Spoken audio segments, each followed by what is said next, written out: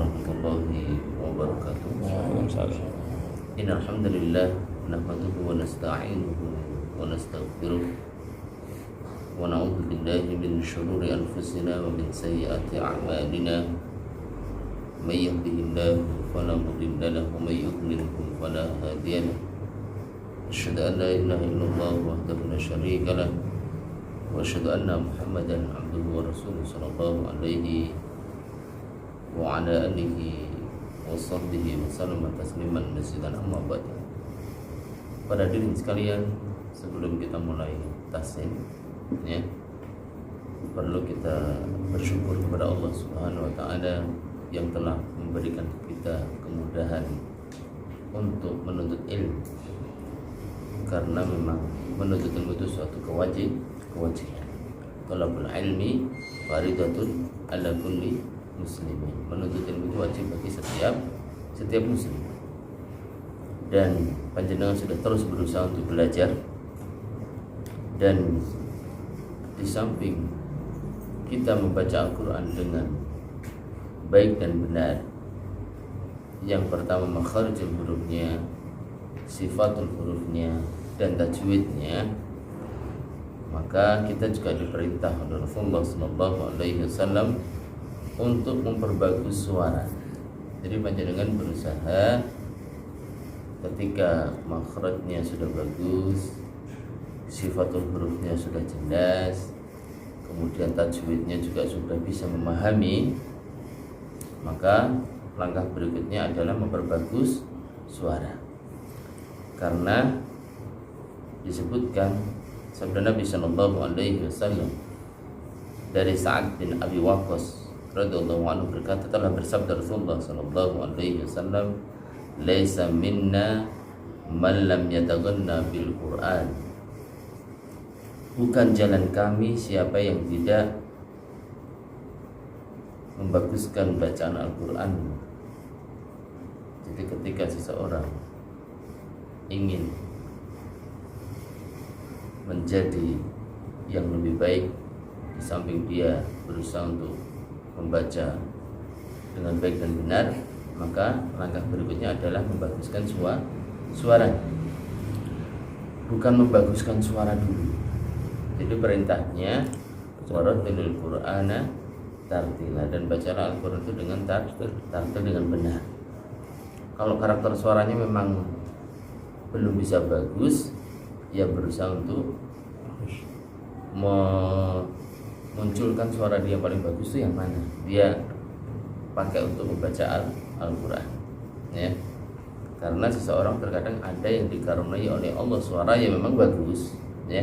Ketika dia membaca itu kalau mendengar enak, ya. Tapi ada juga orang yang membaca biasa-biasa saja, dia sudah berusaha untuk memperbagus suaranya juga malah biasa saja, ya.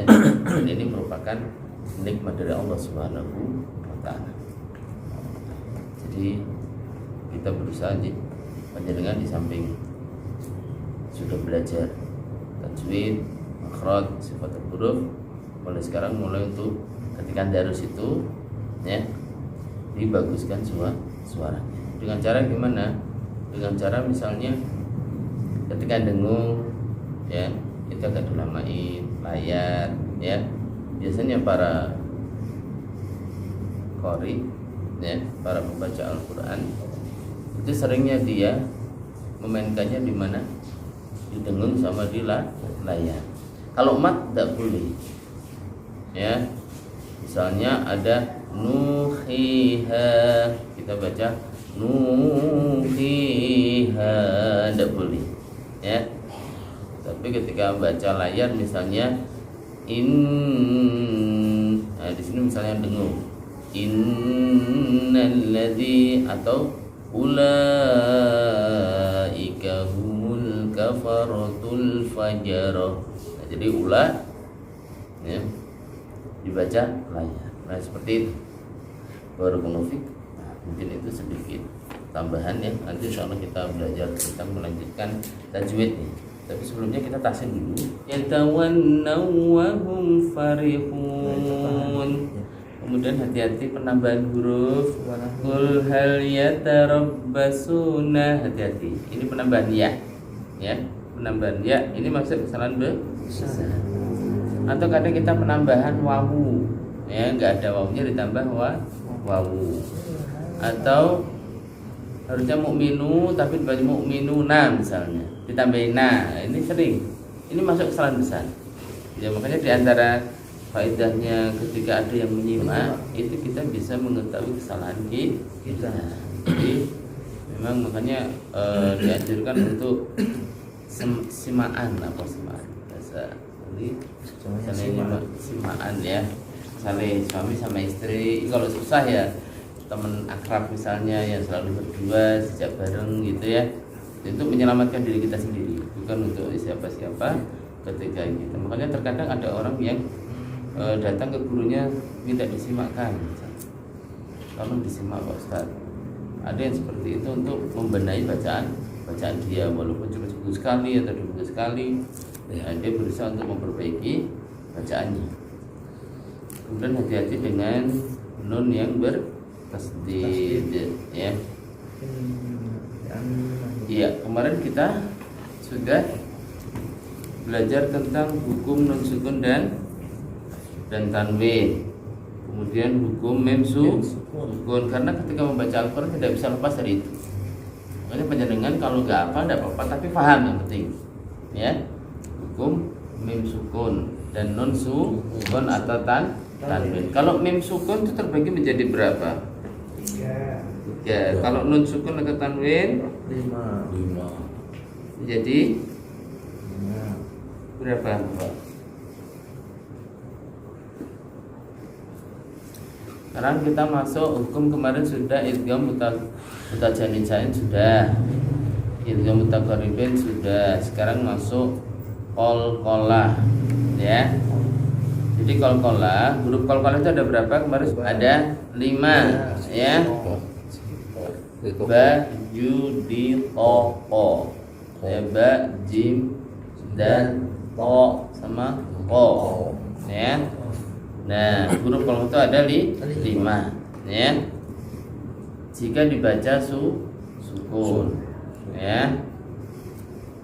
Kemudian qalqalah itu dibagi menjadi 2 ya, yaitu qalqalah yang dia itu sughra ya. Sughra itu ada yang mengatakan kecil ya.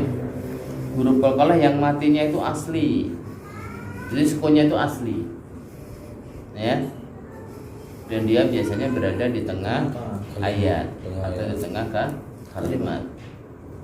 Jadi kalau ada huruf qalqalah untuk qalqalah sughra ya, itu matinya asli. Jadi huruf-huruf itu matinya asli sudah dari tulisannya, depannya atasnya ada sukunnya. Seperti jenengan ketika membaca Iqra bismi rabbikan ladzi khalaq. Nah, di sini ada yang pertama Iqra, maksudnya apa? Sughra ya. Kalau sughra bacanya nggak perlu Iqra, udah. Jadi sebatas karena dia kecil, jadi tidak dikeraskan gitu, sehingga dia nanti kesusahan ketika mengucapkan huruf setelahnya. Tidak. Sehingga dia berusaha ketika membaca itu tetap bersambung, tidak putus. Enggak mantul banget lah gitu. Enggak mantul banget, iya, mantulnya dikit aja. Ya, Iqra, bukan Iqra, susah nanti ke depan. Jadi terputus ya. Jadi terputus akhirnya. Ya. Seperti misalnya lam yalid wa lam yulad ya. Nah, ketika yang tengah itu lam yalid, jangan lam yalid wa lam yulad. Nah, ini putus dia. Dan enggak boleh qalqalah itu bacanya pakai hamzah sukun. Kalau kita baca iqa itu namanya kasih hamzah sukun ya, harusnya ke arah Iqra ahad, bukan ahad. Kalau ahad itu berarti ada hamzah sukun. Ibaratnya harusnya di sini ahad, tapi di sini seperti ada hamzahnya lagi. Ada. Seperti ketika misalnya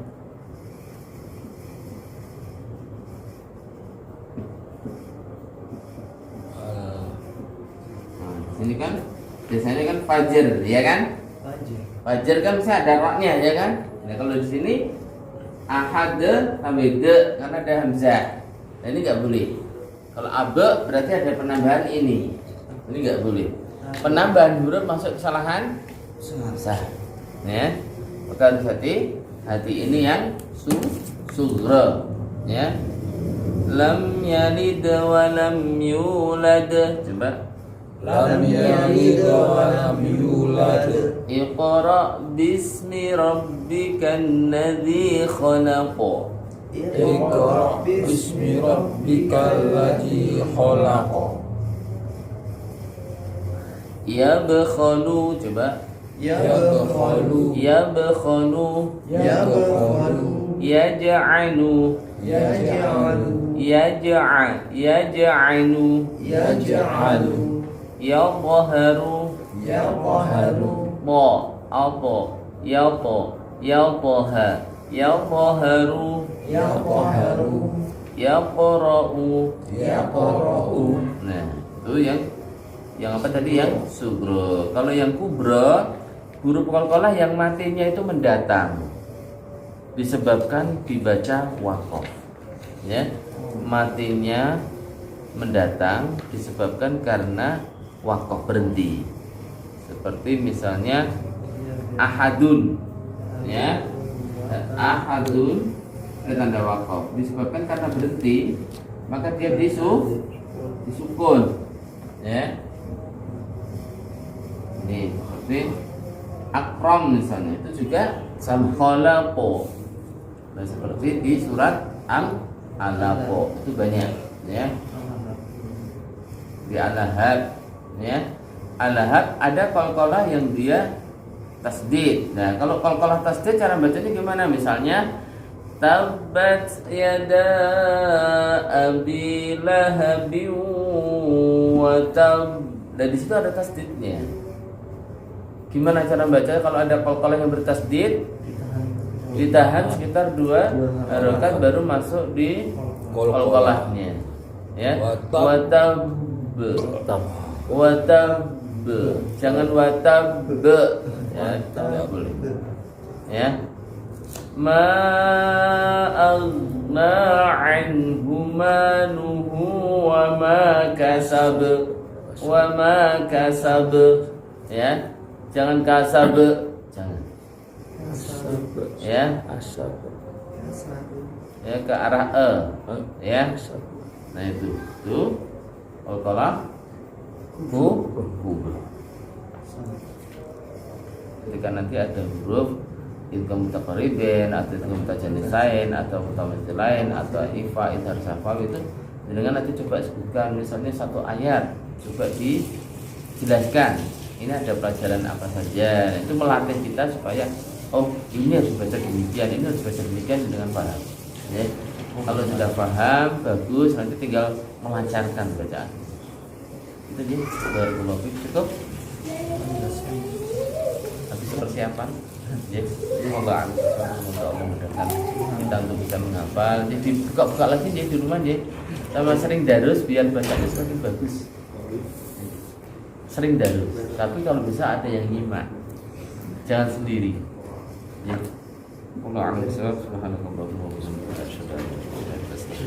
Assalamualaikum warahmatullahi wabarakatuh. Waalaikumsalam warahmatullahi wabarakatuh.